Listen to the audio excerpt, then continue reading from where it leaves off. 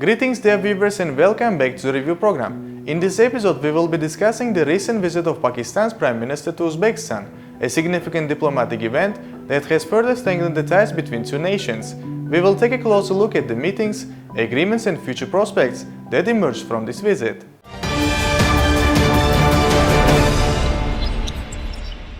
Uzbekistan and Pakistan share deep historical, cultural and economic ties. This visit comes at a crucial time when both nations are focusing on regional connectivity, trade expansion and security cooperation. But before we proceed, let's first review the latest news of this week. My colleague Sevil Rajapova will continue.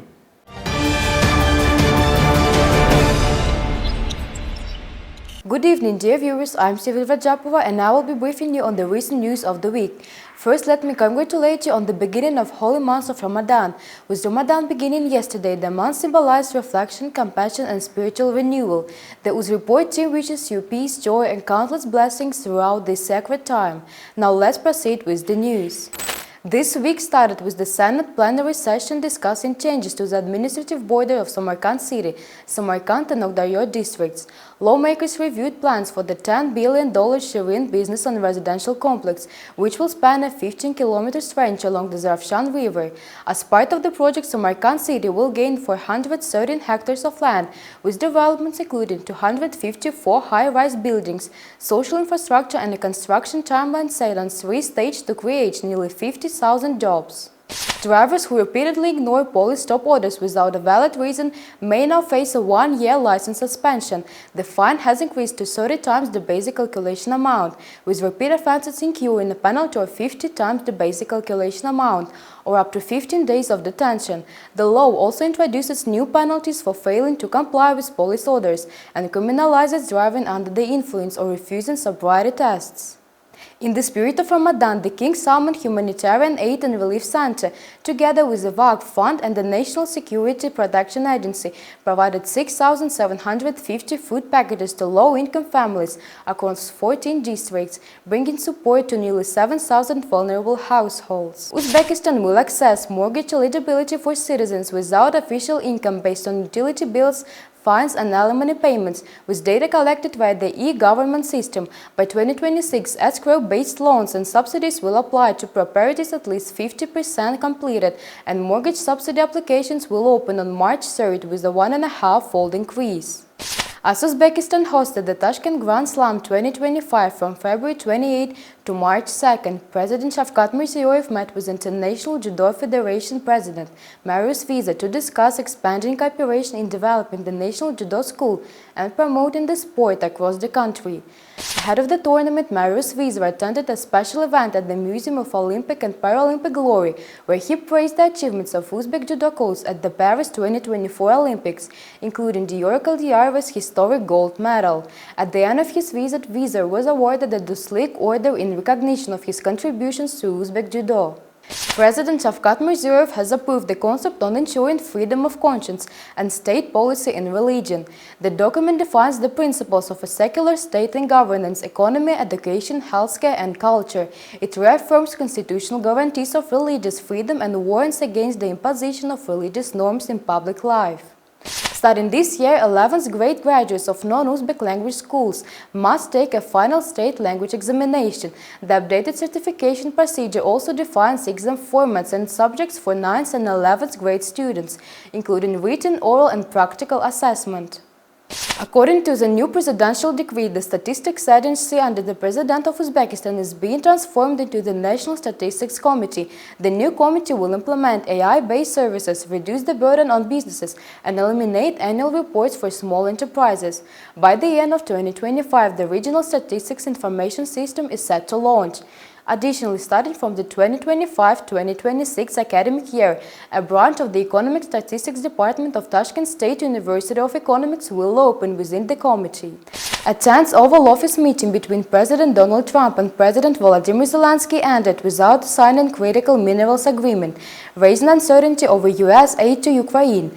Trump and Vice President Vance criticized Zelensky for lacking gratitude, leading to a heated exchange and the cancellation of a planned press conference. He did not not agree to finally sign it because it did not come, according to Zelensky, with guaranteed U.S. security details. So without that guarantee, Zelensky is not going to sign over any kind of mineral rights to the United States without something in return. While Ukraine remains willing to proceed with the deal, Trump accused Zelensky of gambling with World War III. If a third world war happens at this point, it is much more likely to come from the Ukrainian-European side, simply to escalate tensions with Russia, than from Russia or the United States. Political scientist Dr. Rossi noted Trump's unwillingness to compromise, while economist Jeffrey Sachs warned that NATO expansion and Western policies have exacerbated the Ukraine conflict. The U.S. has been leading Europe through NATO into a protracted but inevitable security dilemma with Russia since the collapse of the Soviet Union. The United States is not a partner and has never truly been a partner with Europe. Pakistan's Prime Minister Shehbaz Sharif arrived in Uzbekistan for an official visit per President's invitation. The leaders held a welcoming ceremony in Tashkent before beginning high-level talks on strengthening bilateral relations. During their negotiations, President Shavkat Mirziyoyev and Prime Minister Shehbaz Sharif discussed ways to strengthen Uzbek-Pakistani relations. Key topics included trade, investment, transport connectivity, and cultural cooperation. My colleague Asadbek Jurayev has analyzed the visit and will continue more on this topic.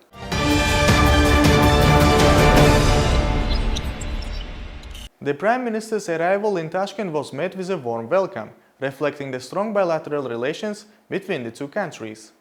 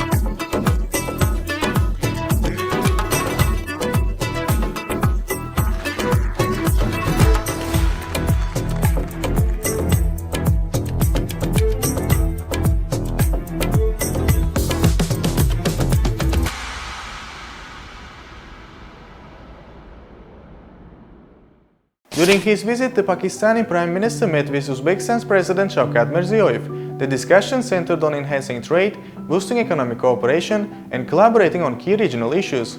Both leaders reaffirmed their commitment to working together on projects related to the China-Pakistan Economic Corridor and the Trans-Afghan Railway project, which aims to enhance connections between Central Asia and South Asia. I think the road network and the train network both are very important. And unless we have a connectivity, a good connectivity, we cannot have a good trade. So for the trade, for the good bilateral trade, we have to have good connectivity. So we will improve our logistics, and we will improve our road network, and we will have this Afghan transit train as well. Thank you. Which corridor you think that it's very, very important? I think bilateral trade. I think right now we have an options of getting from both, like Iran and Afghanistan, and we will be working on both together.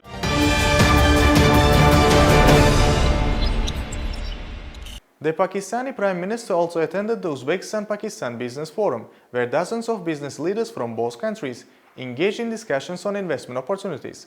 Uzbek and Pakistani entrepreneurs explored new avenues for joint ventures in sectors like textiles, pharmaceuticals, and food processing. Around 300 executives and business representatives from both countries attended the event, including major Pakistani companies. One of the discussions on the spotlight was expanding cooperation in textile industry. Given that Pakistan is one of the world's leading textile producers and Uzbekistan is a major cotton supplier in Central Asia, their partnership holds significant economic potential. In 2024, trade turnover between Uzbekistan and Pakistan surpassed $400 million, with a significant portion coming from textile. The two nations have 130 joint ventures, many of which are involved in textile manufacturing and trade. Pakistani textile companies are actively looking to expand in Uzbekistan. One of the most notable developments is the plan to establish trading houses in Tashkent, Samarkand, Karachi and Lahore. These centers will facilitate direct access to each other's textile markets. Uzbekistan produces over 3 million tons of cotton annually, making it a valuable supplier for Pakistan's textile mills. Instead of relying on distant sources, Pakistani manufacturers now see Uzbekistan as a closer, cost-effective alternative. In turn, Pakistani companies bring advanced machinery, dyeing and finishing technologies which could help modernize Uzbekistan's textile sector. We are working already in Uzbekistan. We have established a company here, and we are working together with our Uzbek partner in textiles. And this is flourishing day by day. And after this visit, maybe you have some new plans or projects? Yeah, we are very excited to meet more business people in today's forum, and we have some commitments from the association, and I think this will increase our portfolio to Uzbekistan already. What perspective you see in the textile in Uzbekistan? It's actually a lot of cooperation we can do because we are in textile for last 70 years and we have a lot of experience, and you have raw materials, and you have beautiful land and agriculture, and you have Uzbekistan has very prime location. They can go to Russia and to Europe, and I think with the collaboration of our expertise and your location and your raw materials, this could be a flourishing and win-win situation for both of countries. Uzbekistan and Pakistan, both agrarian economies, have been strengthening their cooperation in agriculture to boost trade, investment and food security. Recent agreements between the two countries also indicated a growing commitment to expanding agricultural exports, improving farm technologies and enhancing logistics for perishable goods. If you look at the recent numbers in 2024, agricultural trade between Uzbekistan and Pakistan saw a 15% increase, with Uzbek exports of fruits, vegetables and grains rising. More than 40 Uzbek-Pakistani agricultural joint ventures have been established in recent years, focusing on fruit and vegetable processing, storage and export. Uzbekistan is a major exporter of cherries, apricots, melons and dried fruits, which are in high demand in Pakistan, while Uzbek side is exploring the ways to import citrus fruits like mango. In fact, Pakistan is renowned as one of the world's leading exporters of mangoes. In 2024 alone, Pakistan exported 13,681 metric tons of mangoes, generating $46.7 million in revenue. I'm exporter from Pakistan. I export the mango and the citrus from Pakistan to the different countries. Now I'm looking forward to take the business opportunities, especially in the green future. My company is Green, Joya Green Exports. My mission is to the green future, to tackle the climate change, the climate impact, the climate resilience business between the two countries, and I'm trying to get the business from Uzbekistan, the Uzbek partners and the Uzbek brothers from here. Our leaders, our Prime Minister and your President are very concerned about the business promotions, and that is very nice for both countries, especially the business community. Just like I'm an exporter, and this is very great news for me, and for every Pakistani, that's a great news to collaborate with the Uzbek partners, with the Uzbek business community to explore the businesses over the world, and especially in the Muslim, just like the specific factors, we have the halal products as well in the wide range.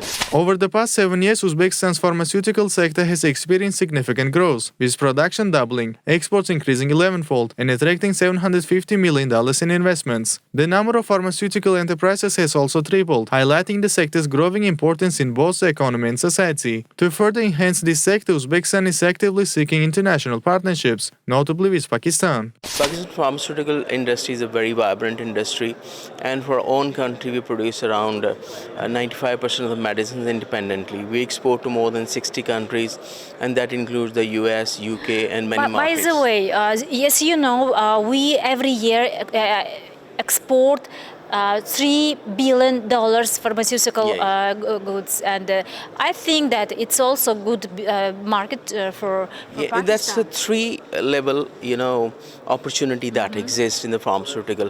One is those medicines which are not being produced here. We can import here from Pakistan industry. The second level is a joint venture. The Pakistan companies and Uzbek companies, they work together. And also today I met the chief of the pharma agency, and he told us about the industrial zone. That is a big opportunity for the companies who are there to invest to serve the regional market and also the Uzbekistan. This is a great opportunity, and I believe all three level opportunities could be met, and all the untapped potential is tapped for the mutual benefit. Logistics plays a crucial role in Uzbekistan-Pakistan economic cooperation due to both countries' strategic locations and their aspirations to enhance regional connectivity. For Pakistan, it is important to cooperate in this direction because the country aims to increase exports to Central Asia, and Uzbekistan serves as a gateway to enter the region. Improved logistics can facilitate the trade of Pakistani textiles, pharmaceuticals, mangoes and rice to Uzbekistan and beyond. What about Uzbekistan? It is a double landlocked country, meaning it relies on neighboring countries for access to seaports. Pakistan's ports, especially Karachi and Gwadar, provide a critical gateway for Uzbek exports to global markets, particularly South Asia, the Middle East and beyond. Establishing efficient transport corridors with Pakistan can reduce shipping costs and shorten transit times, making Uzbek goods more competitive in the international market. NLC has taken this initiative to come to this double landlocked country and come to our brothers, bring the business here, because in today's environment, the best thing one can provide to the business is the transportation. Our motto is that you prepare a business, you plan a business, we'll bring that business to your doorstep. And that we have done it. We have opened one of the main corridor that anything coming from the Europe or from the international countries for Uzbekistan will come to Karachi and Gwadar and will transport up to Tirmiz. Now we have started off, there is another free zone established in Tirmiz, and with this shuttle service moving from Karachi to Tirmiz without any hassle, without any problem, no opening of a container en route, just coming from that origin, reaching to Tirmiz without any delay and with a minimum cost. During their talks, President Shavkat Mirziyoyev and the Prime Minister Shehbaz Sharif signed the joint declaration and a protocol to establish a strategic partnership council at the highest level. This initiative aims to further develop and strengthen Uzbek-Pakistani cooperation in various fields. Several important agreements were signed and exchanged, including cooperation in science, technology and innovation, visa-free travel for diplomatic passport holders, collaboration between the Ministries of Interior, partnership in vocational education, joint efforts in youth policy, cooperation between national information agencies, agreements between diplomatic academies, the cities of Tashkent and Lahore, and other related documents. We have identified agriculture, mines and minerals, renewable, trade, commodity exchange, manufacturing, special economic zones, cultural ties, benefiting from trilateral engagement, transport, logistics. These have been the main highlights of today's engagements, which I think so covers a lot.